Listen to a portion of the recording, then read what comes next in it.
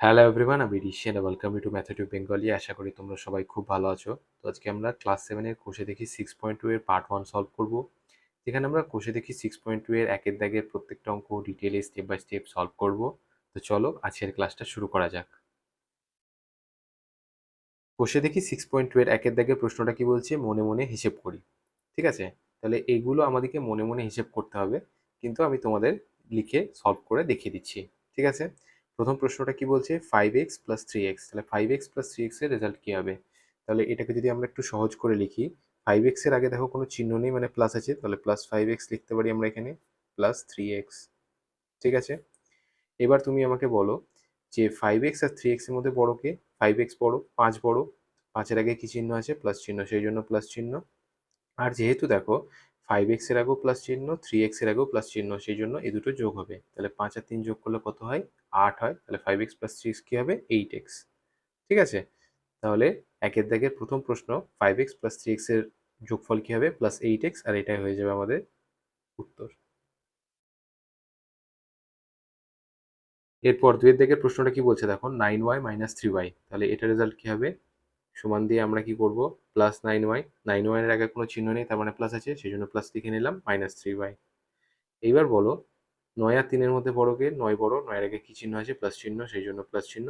আর 9y এর আগে দেখো প্লাস চিহ্ন আছে, 3y এর আগে দেখো মাইনাস চিহ্ন আছে, অর্থাৎ চিহ্ন দুটো আলাদা আলাদা। যখন চিহ্ন দুটো আলাদা আলাদা হবে তখন এই দুটোর মধ্যে কি হবে? বিয়োগ হবে, অর্থাৎ 9y থেকে 3y বিয়োগ হবে। তাহলে 9 থেকে 3 বিয়োগ করলে কত হয়? 9 থেকে 3 বিয়োগ করলে হয় 6। তার মানে 9y থেকে 3y বিয়োগ দিলে কত পাবো আমরা? 6y। তাহলে রেজাল্ট কি হবে? Plus 6y।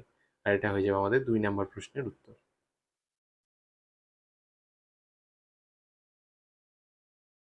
এরপর 3 নাম্বার প্রশ্নটা কি বলছে দেখো, -4y + 7y। তাহলে এখানে স্পষ্ট আমরা দেখতে পাচ্ছি যে 4y এর আগে মাইনাস চিহ্ন, 7y এর আগে প্লাস চিহ্ন আছে। তাহলে 4 আর 7 এর মধ্যে বড় কে? 7 বড়, 7 এর আগে কি চিহ্ন আছে? প্লাস চিহ্ন আছে, সেই জন্য প্লাস।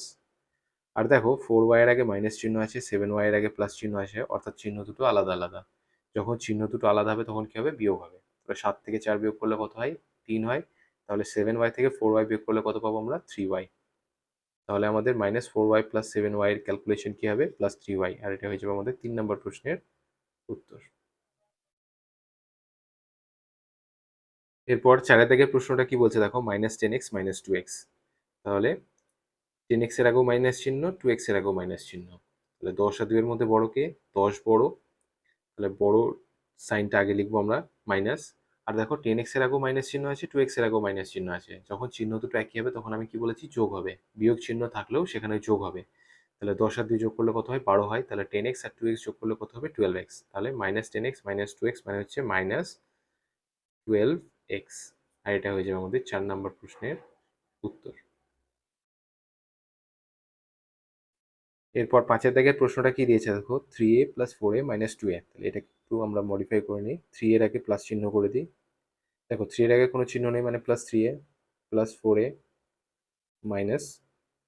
2a। ঠিক আছে, তাহলে এই অঙ্কটা আমরা কি করব, লেফট সাইড থেকে শুরু করতে পারি।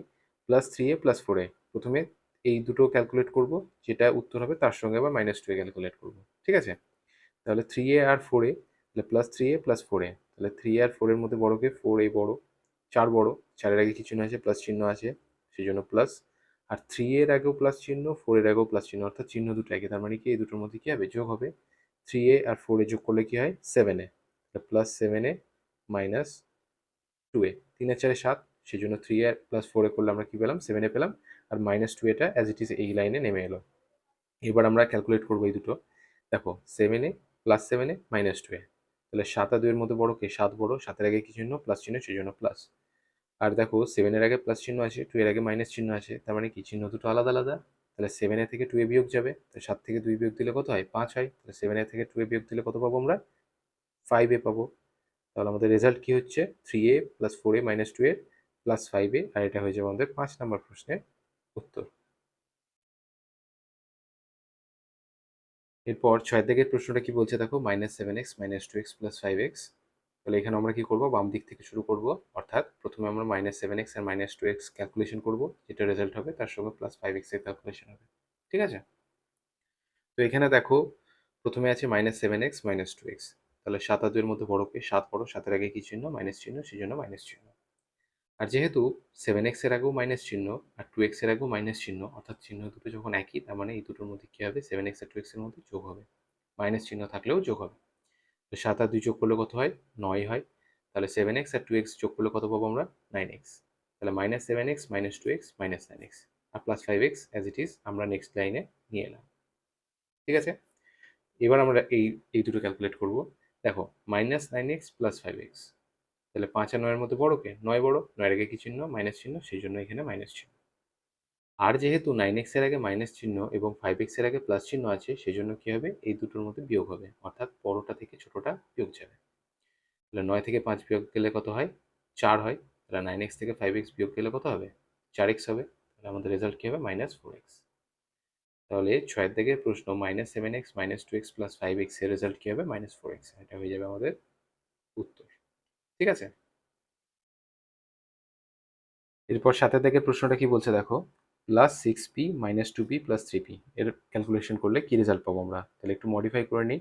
6p এর আগে কোনো চিহ্ন নেই, তার মানে প্লাস আছে, +6p -2p + 3p।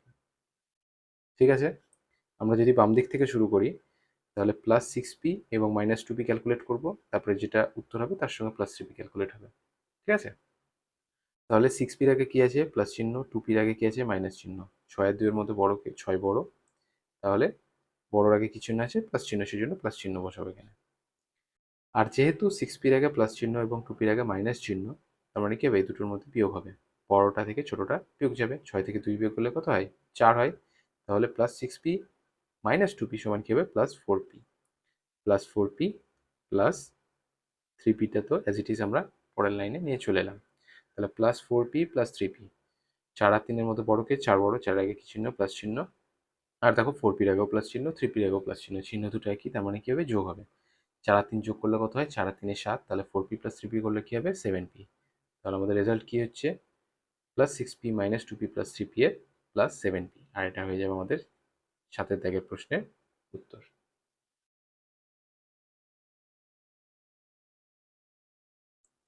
এরপর 8 দাগের প্রশ্নটা কি বলছে দেখো, 4x² -2x² -3x² + x²। এটাকে একটু মডিফাই করে নিই। 4x এর আগে আমরা প্লাস চিহ্ন দিয়ে দেবো, যেহেতু 4x এর আগে কোনো চিহ্ন নেই, সেই জন্য প্লাস চিহ্ন দিচ্ছি। আর এই চিহ্নটা দেওয়ার উদ্দেশ্য হচ্ছে যাতে আমাদের ক্যালকুলেশন করতে অনেক সুবিধা হয়।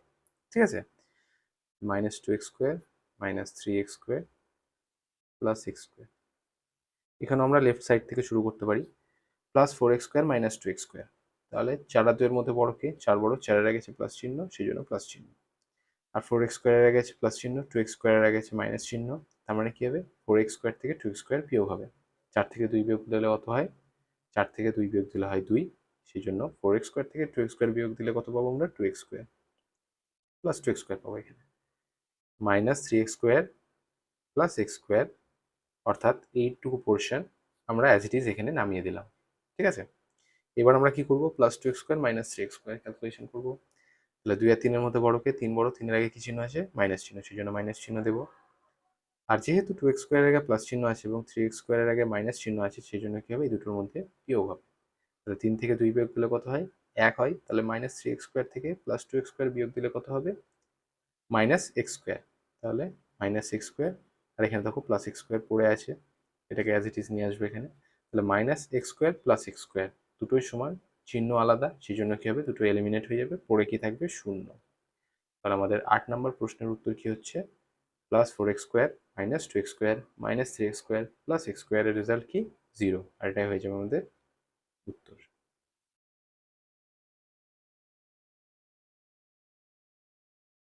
এরপর 9 নম্বর প্রশ্নটা কি বলছে দেখো, 5a² b -2a² b -3a² b + 8a² b, এটার রেজাল্ট কি হবে।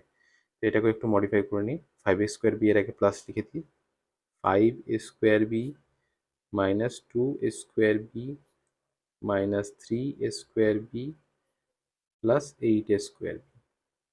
ঠিক আছে, আমরা এখানেও লেফট সাইড থেকে শুরু করতে পারি। তাহলে 5 +5a² b -2a² b, 5 আর 2 এর মধ্যে বড়কে, 5 বড়, 5 এর আগে প্লাস চিহ্ন, সেই জন্য প্লাস চিহ্ন। আর যেহেতু 5a² b এর আগে প্লাস চিহ্ন আছে এবং 2a² b এর আগে মাইনাস চিহ্ন আছে, সেই জন্য কি হবে, বিয়োগ হবে দুটোর মধ্যে। 5 থেকে 2 বিয়োগ গেলে কত হয়, 3 হয়। তাহলে 5a² b থেকে 2a² b বিয়োগ গেলে কত হবে, 3a² b। আর এখানে এই লাইনটা তো অ্যাজ ইট ইজ থেকে যাবে। Minus 3a square B plus 8a square B. ঠিক আছে, এবার আমরা কি করবো, এই দুটো ক্যালকুলেট করবো, plus 3a square B minus 3a square B. তাহলে দেখো 3a স্কোয়ার বি সেম, একটার আগে প্লাস চিহ্ন একটার আগে মাইনাস চিহ্ন, সেই জন্য এটা কি হবে, এলিমেন্ট হয়ে যাবে, এই দুটোর রেজাল্ট কি হবে, 0 হবে। তাহলে 0 প্লাস 8a স্কোয়ার বি, তাহলে 8a স্কোয়ার বি এর সঙ্গে 0 যোগ করলে কি পাবো আমরা, 8a স্কোয়ার বি পাবো। তাহলে সমান কি হবে, প্লাস 8a স্কোয়ার বি। আর এটা হয়ে যাবে আমাদের 9 নাম্বার প্রশ্ন, plus 5a square B minus 2a square B minus 3a square B plus 8a square B এর রেজাল্ট।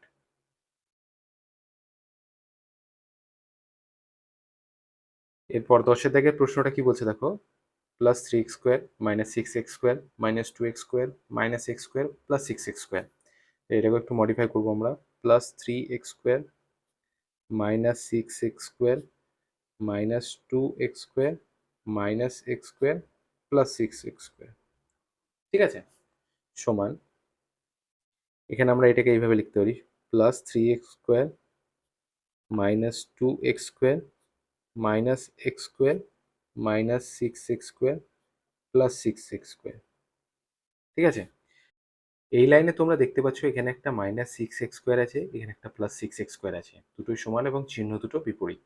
তাহলে কি হবে, এই দুটো এলিমিনেট হয়ে যাবে, এই দুটো রেজাল্ট কি হবে, 0 হবে। সমান আমরা এই লাইনে কি লিখতে পারি, plus 3x square minus 2x square minus x square, কারণ এইটুকু পোর্শনের রেজাল্ট 0 হয়ে যাচ্ছে, সমান।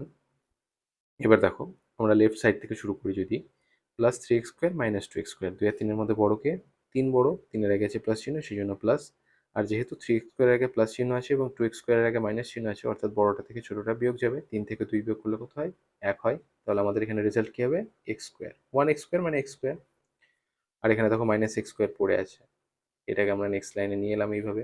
তাহলে একটা হলো প্লাস x স্কোয়ার, একটা হলো মাইনাস x স্কোয়ার, অর্থাৎ দুটো সমান কিন্তু চিহ্ন দুটো বিপরীত। তার মানে কি হবে, এই দুটো এলিমিনেট হয়ে যাবে, পড়ে গিয়ে থাকবে 0।